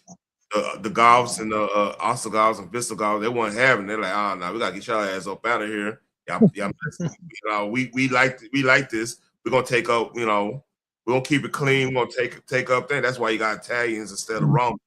There was like a Germanic tribe at that time. You know what I mean? The Franks was a Germanic tribe. What's up? Go ahead. Yeah. Like tribes, war, my idea is better. People trying to invade, and a lot of countries do the same thing as even our ancient ancestors used to do. Teach the kids how to think this way, be in the military. It's same things happening right now, but in a little bit different way, you can say. The same playbook. Let's put it like that. So to look at it in our world right now, like if you import so many people from other places and they end up becoming more, let's say, American for argument's sake, if most people from like Mexico come here They become more American than the people who are American. Eventually, you're just gonna have they're gonna see the goodness of this country more than the actual people that live here gonna see the goodness, right? So eventually they're gonna wait wise up and say, all right, y'all not upholding what y'all are blessed to have. Let me take over it and put it where it needs to be at, which ended up happening. I mean, that's additionally what happened to the Roman Empire. I mean, that's why, like, I mean, yeah, that's why it's so much stuff. It's so much stuff that's still from the Roman Empire, still in Italy right now till we speak. Is because the people who took over from what the Romans were when they took over that. They just basically say, all right, you know what, we taking over this, and we're gonna revert back where it used to be. That's why you had like the whole Roman Empire. That's why even up to Hitler Day, he saw himself as the heir apparent to the Roman Empire. You know? Yeah. It's crazy thinking about it. Like, I mean, yeah. I mean, that's how history goes. You know, empires come, somebody gets a little greedy, even things are going good. There's always got to be that greedy, selfish person. Oh, I can do this better. Then he messes up the whole goddamn thing. So empires come and go, you know. But it's crazy. A lot of this is branched off this. This is 1 year. Yeah, I mean, but like the saying goes, don't repeat history, right? And when do humans learn from their past? No, they keep repeating it till it's too late. I mean, some people learn, but don't get me wrong, but you know what I mean. History, I mean, it's a saying history doesn't repeat, it rhymes. You know what I'm saying? Because there's elements of like our history that we always remember and don't want to happen again and everything. Like in some parts of our history is like misinterpreted too. Like even Vlad the Impaler, I talk about this when they're doing Halloween and stuff. Like everybody look at him as you know, that's like the worst atrocity, one of the worst atrocities ever known in history, right? That's why we got the whole the character Dracula. But what he was looking at, he was looking at because he was a vassal. He had to be a vassal of the Ottomans at the time because like his dad and them, and like they were neighbors. Like Romania, I think it was like Wachovia or some shit like that. He huh? I know the time. Huh? You surprised? Yeah, go So he knew how the Ottomans would think, how they think, and everything. He knew like Vlad knew fucking the merchants was like the key of how like the Ottomans were taking over stuff, and that's how they eventually took over Constantinople, was through the merchants, spies and stuff. So it's like, okay, bet. When I get back to this motherfucker, I'm about to stab and put all the motherfuckers on stakes, so the Ottomans know I'm crazy. So like he knew that But if we keep it real when it comes down to all the craziness and the BS, it's about power, money, gold, diamonds. That's it. You can take all the BS. Yeah, because he did that made sure the Ottomans didn't take over Wachovia for over 100 years after that. They like, all right. They did some crazy shit like that. We ain't taking up, and they eventually took it over, you know, at one point. But like they like, oh man, we're gonna be hesitant doing this. These fools crazy. But sometimes it's a sick way of looking at it. Yeah. And what people don't know, the Turks and the Russians have a long history. Yeah. From Vlad the Ottoman, maybe a little bit before all that mess. They have a long history, good and bad as well. So the funny thing, you go look at go look at Russia architecture, right? Because Yeah. what people don't get part of the what the Byzantines, the Constantinople was doing. They used the Russians. They used the Vikings to do their dirty work throughout Western Europe and everything, because like they wanted to keep the influence about. They is like I said, power. They want to have their defenses strong enough so they could withhold the Ottomans and everybody or whatever. I think I think they had it was some Persians at one point. It was like another brand of Persians. I can't think of the first name. Now I think it started with I, something like that. They pretty much was running half of Iraq into like Afghanistan at the time. They was worried about them. Then eventually the Ottomans took over all that. You know what I'm saying? Am I right? Correct me if I'm wrong if I'm saying anything out of place. Yeah. So yeah, they had to keep their defenses up against them. No. I think the Huns were still an issue at the time until Mongols took them out, and then the Vikings, and they ended up making Vikings like they ended up being like the goons essentially. You know what I mean? So, Yeah, like paid assassins type of thing.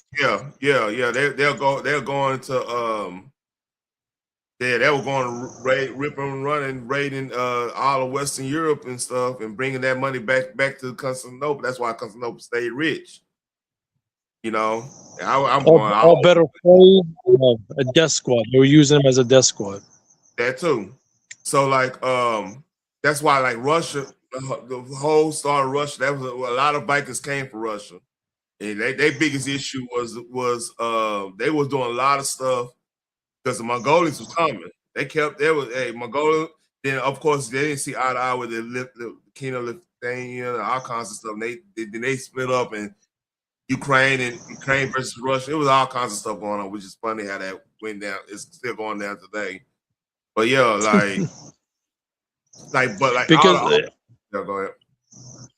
My bad. But like that part of the world, the history, the empires, the leaders, every war, every trade, every business, so close, like Asia, Africa, East or maybe Western Europe. That history goes centuries and centuries and centuries, and we still see the effects of it today. Yep. Especially that part of the world right there. See, in this. If I really, you could tell like with Africa, for example, the part where it start with you start finding slaves in Africa, which it's always some group of slaves everywhere. I'm no group, but like when the modernization of slavery happened was when the fall of Constantinople.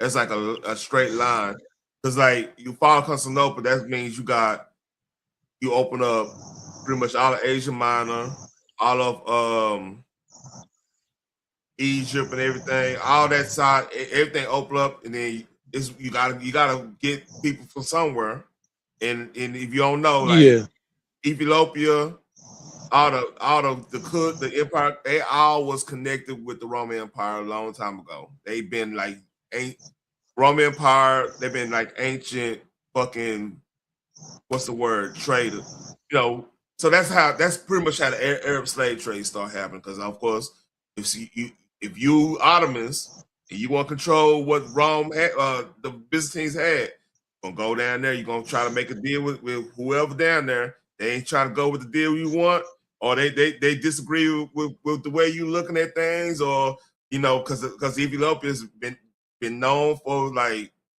they like one of the oldest Semitic countries and I mean Semitic, I'm talking about like as in Isaac, Abraham, Isaac, Jacob type stuff, Ishmael stuff. They believe they got their own Bible and whole nine. So you have that situation. Yeah. Then there you go. The Arab slave trade starts. So, the Arab slave trade, because slavery, everybody did it because through business, like you said, like trade. Yeah, I mean, like just like prostitution, those two like the oldest business. It sucks, but like Yeah. since the beginning of time, people like the powerful tribe looks at the weaker tribe. Okay, we're gonna sell them, or battle the hostages they were selling. I mean, it sucks, but it is what it is. You can't fix what's done. Yeah, like I said, the end of the Byzantines, like that triggered a whole bunch of stuff. Because I think the fall Yeah. of Constantinople was what 1592 or something like that. Let me make sure I got that right. Yeah. 1453. 1453. I don't know what. Yeah, like I said, that's a. Okay, so 100. But then you think about when the slave trade really started is right around that time, like hardcore rise. It's crazy. Yeah, because business, and they start finding more resources and how valuable the trade is. Like, damn, we can make a lot of money, and let's take it to the next level. Because when the Ottoman take control of that means all of Europe came and noticed. Because one of because at that point I think they got well, I think the 15 that was when they almost took Vienna. That's why I got that. Constantinople is one thing. When they almost took Vienna, and then that's when the Polish came through, and that stopped pretty much stopped all that until necessarily, if you want to say now, when like the immigration stuff. But yeah, I mean, look, I'm a history buff. Man. I'm sorry, man. I read a lot. No, trust me. I like history stuff, and I always like to learn new stuff, But yeah, I mean, that's how the world is, When you business, money, when it comes down, especially when it comes to people's money and business, they don't give a damn. Like they buy, sell humans, they don't alive humans. Some people take it as far they need to. They're greedy, Man, So it's sad because that stuff is going on right now. Like what's going on in Libya is crazy. Nobody even talking about. Ain't nothing we can really do. Yeah, the trade slave. Well, I mean, slavery never really ended. They just put a new name to it. Trafficking, human trafficking. They just, they just use a different name. But that's the real world. There's nothing we can like start a war, but more people are gonna be unalive. And then the business is gonna come back up in 5-10 years. Or they might do it on underground now. So we really didn't change nothing. We just went from bad to chaos to worse, and things you can say go back to normal for a couple more years. Yeah, I mean, back to normal is us ignoring what's going on, unless y'all, somebody. When I say y'all, I'm not talking about you. I'm talking about there's people going out here doing things that are gonna get our attention or doing things that's gonna affect our way of life. It's like I hope America never have to go back to Afghanistan, because like hearing some of the stories about how they get down over there. Which, if you know the history of Afghanistan, like they got some. Oh yeah. Yeah, like I said, like some things is out of your control. When it really comes down to it, all you got to worry about is yourself and the people that you care about. I know that sounds selfish, that's hatred, but there's nothing you can do about it. You can go to war. Well, what's that gonna do? We would have just got out of war. 23 years war. You know what I'm saying? So people, when I talk to people, you got to be realistic with this. Yeah, it's sad. Be aware of it. Understand what's going on. But there's nothing you can do about it. You can protest all you want, riot all you want. How is this affecting you and your family? Because especially for Americans and the world too, especially in 2026, everybody's just caring about themselves and the people they actually give a damn about. That's like very small circle. I'm saying like care about, like Like if you look at them the wrong way, you actually will go punch somebody in the face, type of thing. In the year 2026, you know. What's But that's the crazy? reality. What's crazy for you saying that, right? You got me thinking. Like, for example, I was just listening. I was listening to service while I was at the gym, church service. I'm not trying to preach, but he did. This goes with the whole what you just said about strong families and stuff. A nation is as strong as a family unit. Like, why I enjoyed when we talked last time. You was talking about how y'all have meetings. Y'all talk about what's going on in the community, what's going on in the world, how y'all could coexist or work through the obstacles of that to be more prosperous in y'all household and stuff. Which is respect. I Yeah. respect that for a lot. And y'all never lost that. Y'all never lost that. What I'm feeling like now. What's up? Go ahead. No, go ahead. Finish what you about to say. So what I'm saying right now is like we gotta I'm talking about my community gotta regain. I would say this. Christianity gotta regain that. Like we tolerate so much because we have this idea of Christianity that we're gonna be persecuted no matter what we do. So we just try and be the best person we can be, best Christian we could be. And it kind of and don't get involved. That's the idea of how we don't get super involved in the world, but the world's super involved with you. You know what I mean? It's kind of it's a bad juxtaposition. Yeah. Like, you know, it's almost a way of like pacifying us from not calling stuff out to a point of like kicking over the table at the temple type vibe. You know what I mean? I'm talking about, you know. So like I've No. I got, but this is like go ahead. there's like a saying, right? My bad to cut you, but there's like a saying: fix your home first before you come fix mine. Exactly. After that, once you fix your home, then fix your community. Then once you fix your community, fix your city and state. Then you can come to this village or country. Then you can fix our problem. You know what I'm saying?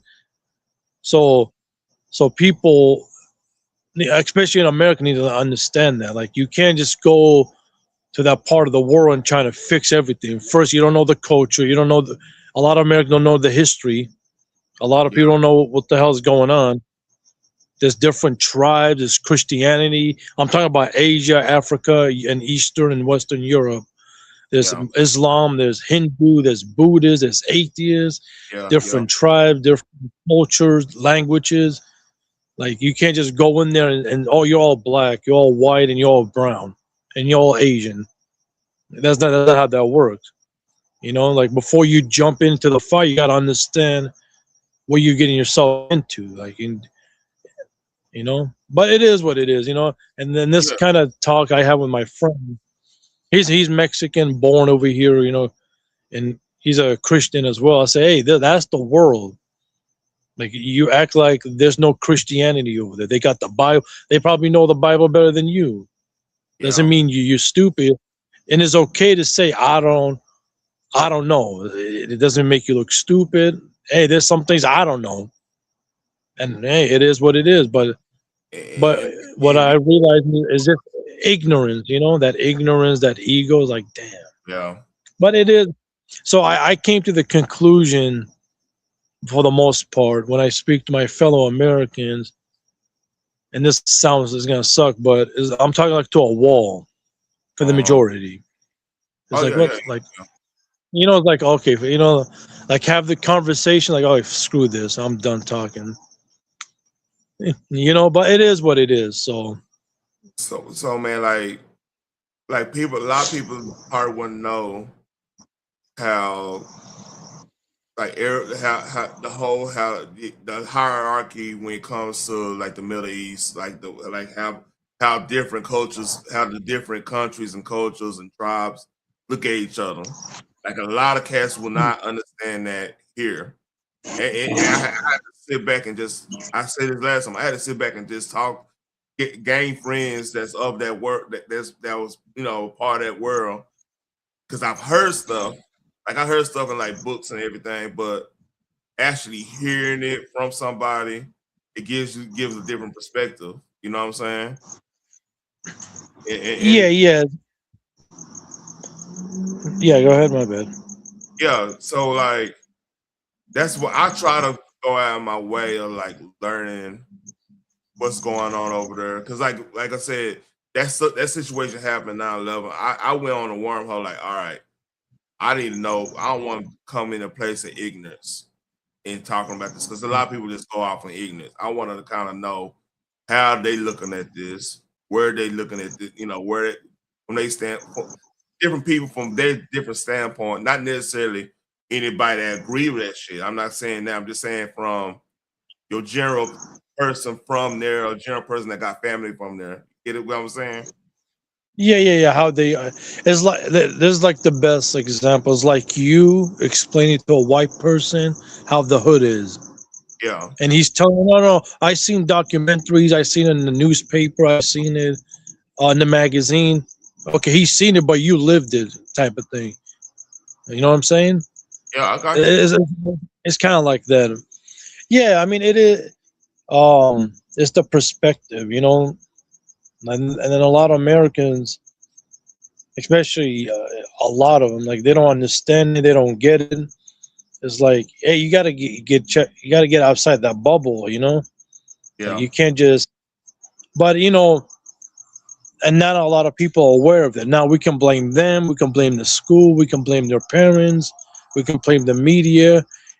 At this time, and when they do wake up, finally start to realize what's really going on, that's going to be in late 30s. No one's going to have patience and wait until you turn 30 something, because in that part of the world, a 20-year-old and 18-year-old, he's already aware of a lot of things. Now, I'm not saying he knows everything, but more aware. You know what I'm saying? Yeah. Yeah, like literally, I can bring an African 18-year-old, Asian 18-year-old, and a European, and a Middle Eastern, and bring one American and see the difference. How they talk. And a lot of stuff, a lot of that's culture too. A lot of that's real culture because like there's still like here. And this is when the programming happened. Like for the longest, like I said, mass media was denigrating the male role model in the household type thing. They would denigrate them. The dad was stupid. Dad was comically, and y'all never really had that. Y'all still what's up? Go ahead. My bad. But have you seen the Russian Yuri explaining that? How demonetize people? Yeah, I know you're talking about. Yuri Brezhnev. Yeah, the Russian dude. Yeah, and the way he explained it, like, damn. And it's a slow process, Yeah, it's a whole frog in the boil and water situation. That's a deep talk right there, man. I'm gonna be on here for probably 10 more minutes. That's a whole other discussion. But yeah. But yeah, we gotta finish. My bad. Nah, but like y'all kept that. Y'all it's even like that, like Hispanic culture. I work out with the owner, and it's mostly Hispanic. It's a hardcore gym, but like it's mostly Hispanic and everything. So I just tell them to be peeping game, because what I'm hearing from them is like a lot of stuff I hear from my uncles and stuff. Well, yeah, on the Hispanics, some, not all, because I dealt with some Hispanics, and yes, they do have the family gathering and but a lot of them, especially Mexicans, ignorance, no different than American. Yeah. It's not. I'm not trying to be hateful. I'm not trying to be racist, because I hang out a lot of men. That might be a state thing too. Because if you're in Cali Hispanic folks gonna be different than as Hispanic folks. You know what I'm saying? Yeah. Yeah, that might be a state thing. I'm not gonna denigrate it. I know what you mean though. That might be a state thing. like, hey, Mexican out here, man. Shoot, they thinking shit, they gonna keep that strap on them. They gonna go hunting. they about to do. They got a big old ass truck. They ain't really hear. They ain't hear nothing you gotta say other than like, hey, we better get the money. Yeah, because Texan people are built different, I guess. Yeah, we on some different shit. Yeah. You guys are way different. I've been to Texas before. Yeah, you guys just way different compared to other places. But yeah, hey, this has been fun. Appreciate you always bringing me up. Man, Salute to you. You always welcome up here. I like deep discussion. I can stretch out my mental, my mental on here a little bit. And like a lot of cats don't think I like that, but hey. Yeah, I always appreciate. But have you heard of this channel? Since you like to talk religion, hold on, let me put it in the bag. I try not to talk too much religion because I know that sometimes they turn people off. But like I know. No. Yeah. All right, have you heard of this? Check it out. Wait, hold on. Yeah, I got a couple. They talk about that. I got a couple Muslim friends. Oh, you dipped off. Okay. All right. Man, my voice is going, so I'm about to end this, y'all. Y'all take care, man. Appreciate everybody coming, man. Like, share, and subscribe. Leave a comment, and peace.